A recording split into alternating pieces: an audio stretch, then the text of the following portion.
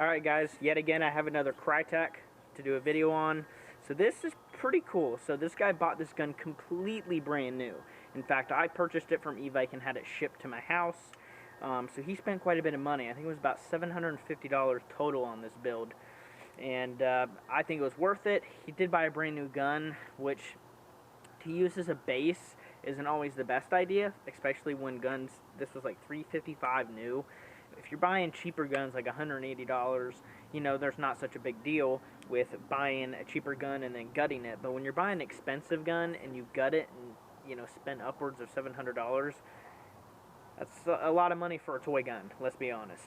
But this gun shoots extremely well. So on the back here, it has a standard Krytac stock with a metal buffer tube, ambi sling mount. This is the Mark II, so it's got the Mark II body, the Defiance pistol grip, Trident logo, Krytac logo, safe semi-full auto, and it is ambidextrous.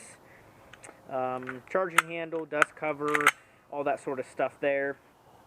The sight on here was $100. It is a sight mark, and I sent him a link to some other sights to get for like $50, you know, cheaper, like a T1, but he was set on getting this sight.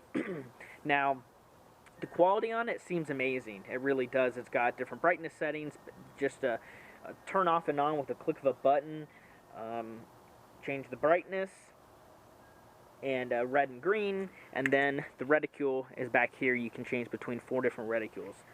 So that's pretty cool. This sight's pretty advanced in, you know, features and stuff. I would recommend putting a sight protector here. That was one thing I didn't think about until after setting it up. He's probably going to want to get a sight protector since this is a $100 sight. You know, some people buy cheaper holographics and stuff like that and not worry about it. In my opinion, I had my lens shot out on one of my T1s, but I get these cheap $20, $30 T1s, so it's not a big deal. Plus, I don't actually aim down the sight, so if it gets cracked, it's not a big deal to me. But for $100, I would definitely protect the lens on this and try to get a cover. It's got, if this is the SPR, so it's, you know, none of that's been changed out. It's the, I think it's a 16-inch barrel, and this looks like a 14-inch rail, something like that. It's a key mod. He was interested in getting a different version of a Krytac, and it came with a different rail. Literally, that was the only thing, and that was like $100 more just for a different rail. So I sent him the link to this for $355, and he asked me the difference. Literally, it's just the rail that's different. So he just went with this. Smart. I wouldn't spend $100 on, you know, just for a different rail. This is a key mod. It's good. It's solid. There's no barrel wobble. As far as internals, it's got the stock hop-up, barrel, and bucking. This thing shoots absolutely incredible, though. This is shooting a little bit higher FPS, so it's got some speed on the BBs. Since it's shooting higher FPS, I can use heavier BBs, and man, it shoots really, really good. Forgot to mention the suppressor on the front. It's got like the Navy seal. It's completely hollow. You can take the tip out here, and it might be loud, which is cool. I'll test that out. The stock underbarrel just stops here. It doesn't go through it. But he sent me a link, or he wanted a suppressor. He was going to get one of the Gemtech ones, which is like this long. It's way too long, and it was, I think it was $15 more than one of these. You can get one of these for like 25 bucks. So I just went ahead and went with this for him. That's pretty much it for the outside of the gun and the hop-up. As far as the gearbox internals, it's got a BTC Spectre. It's a Mark II, and it's non-Bluetooth. You can still adjust the settings with trigger pulls, so I adjusted some things for him. Also, I kept the selector switch, the ambi feature. Most of the time I do that with the AEGs, but like with V12s I can't. With like F2s and fusion engines. With fusion engines I can't, with F2s I can. So sometimes you won't see the ambi feature put back on by me. Pretty much in all cases, if I don't put it back on, it's because it can't, not because I'm lazy or I lose a piece. I don't do that stuff. Other internals, it's a ASG 40K boost. It's got the stock gears with the stock bearings with a Cyma metal rack piston in the piston head. Incredible compression. The stock setup compressed perfectly as well, but I tried the Cyma and it compressed also, so I just went with the Cyma and completely ditched the Krytac piston and piston head. The Cyma pistons and piston heads are incredible. They're super strong. There's a Matrix M125 in here. I did keep the stock trigger and I shortened the trigger pull. We are running 11.1 LiPos. I have an adapter from Dean's to Tamiya because I purchased him 2 Tamiya batteries and a charger and a few other things included in that $750 that he paid. Their batteries are just 20 to 40C 1000s. They're small, but he has 2 of them, so he'll have to swap them out. Probably 5 high caps. Once you're done with 5 high caps, I would swap that battery no matter what. The BTC does have a feature, if it starts to die, the gun will start beeping at you, the MOSFET, so stop shooting. When it does that, don't try to get any more shots off because you'll ruin your battery and you'll have to find somebody that knows how to revive them, or wait, toss it in the trash and waste money. So that's pretty much it for the internals. There's not a whole lot in here, quite honestly. Stock gears, stock bearings. I did have to replace the bearing underneath the sector gear because for some reason the little switch that the sector gear hits for the BTC to cut off for semi-auto, it was basically getting stuck, so it just kept shooting full auto.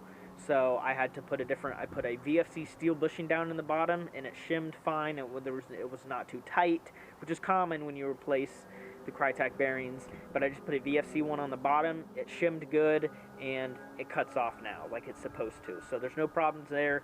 I'm going to shoot 2 high caps through the gun on this video to see if we have any issues, and if we don't, then I'm shipping it back to the customer.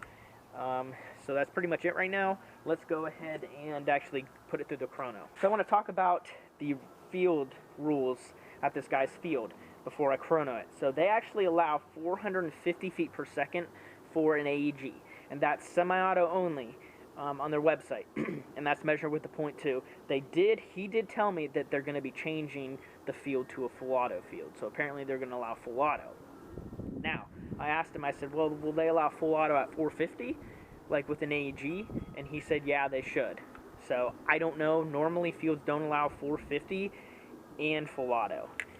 Also, the field's MED is like 20 feet for any gun, which means this shoots 450 and you have a 20-foot MED, which is really short. Normally, 450 is about 50 feet, sometimes 75. So, it's kind of a low MED, so people are going to be hit close. He's going to be using fairly heavy BBs. The Jules is pretty good out of this gun, but the field allows it, so that's what he told me. Worst case, I guess if they don't allow full auto, I can show him how to semi-auto lock it, or he could put it to like 3-round burst or something like that. But he told me just go ahead and do full auto because apparently the field is going to allow full auto at 450. So let's go ahead and put it through the chrono. .2s again, so it's going to overhop quite a bit. 456, 459, 456, 458, 455, 460, 455, 458, 455, 455. Seems fairly consistent, but that is high. I wasn't getting above 450 before. Maybe that's just where the hop up set. Sometimes when you add more hop with light BBs, it just spins the BB really fast, which is obviously going to give you more speed and more feet per second. That's probably the case on this gun right now. Okay, so with .2s it fed fine. Again, he's going to be using 3s. I doubt that this gun is going to be feeding on full auto with 3s. I highly doubt it. That's why I just recommended him to use high caps, especially if he's using full auto. If he's using semi, mid-cap should be totally fine with .3s.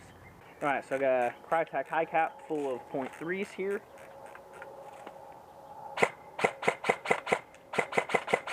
I do have it overhopped with 3s.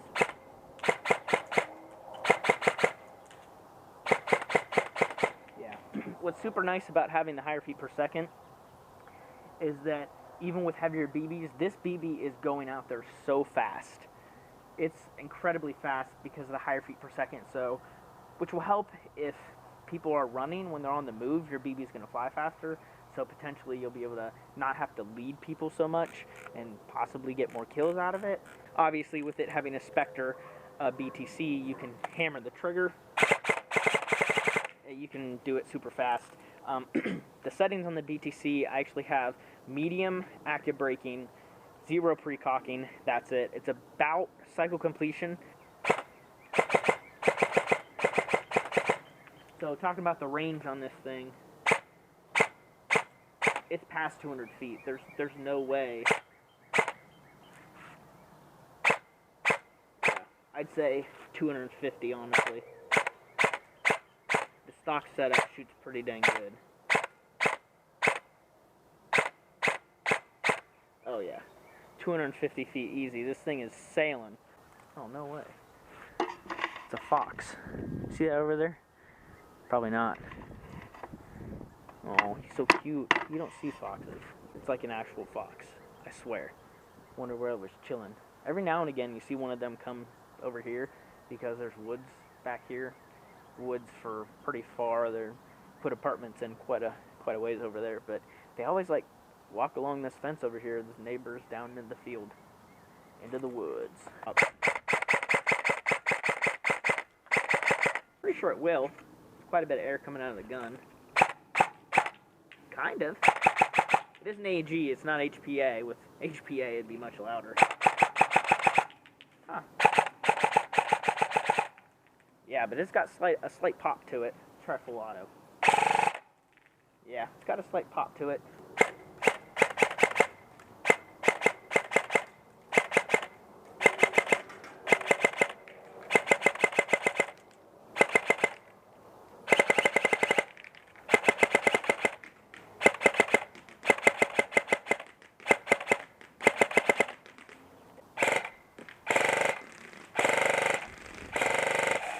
Okay, so I'm done letting it cool off. The motor hardly gets warm at all. It's the battery that's kind of the concern. So I would take a break, be careful. If you find yourself having problems and the batteries are like bloating or they are just warm, like if you shoot quite a bit and you're not sure, take this butt plate off and just pull the battery out and just feel it. It's not that hard to see how warm it is. And now it's, you know, good enough to go shoot again. So I would do that. Just be careful. Most of the time, if your battery fries, it's not going to take your BTC with it. In most cases, I've never personally had a BTC fry. Actually, in general, I've never had one fry except for like the switches breaking off every now and again. But I've never actually had one fry due to being overpowered, you know, too much power going through it. Or I'm pretty careful when I install them so I don't pinch wires and stuff. So that's probably partly why I have such good luck with them, because I'm not screwing around and I know how to install them. But if he does find that they're warm, they're bloating, and, you know, just buy like a 2,000 milliamp nunchuck.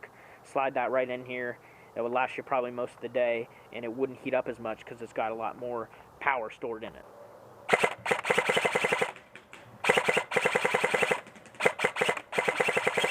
Yeah.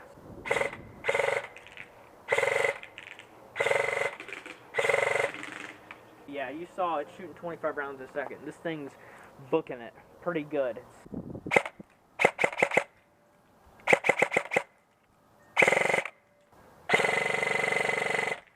And as you can see there with the pretty long burst, it shimmed well. Nothing's going to explode in here because I know how to put guns together.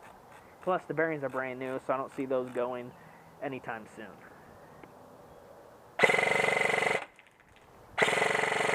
So there it is.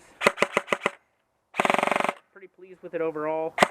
As far as performance, out of the box, this gun was probably shooting 400, so the FPS went up by 50, roughly, and it was probably shooting about 20. Normally, these SPRs shoot about 20 rounds a second stock at 400. The ones that shoot like 350, maybe the shorter barrel versions, I think they use weaker springs in those. Those have a little bit higher rate of fire. But yeah, this one was about 20. I just dry fired it just a little bit. I never actually shot BBs through it. I only dry fired it. So the gearbox is in immaculate shape. But yeah, so about 5 RPS higher than what it would be, and 50 FPS higher as well. So if you have any questions or anything, let me know. Thank you for watching.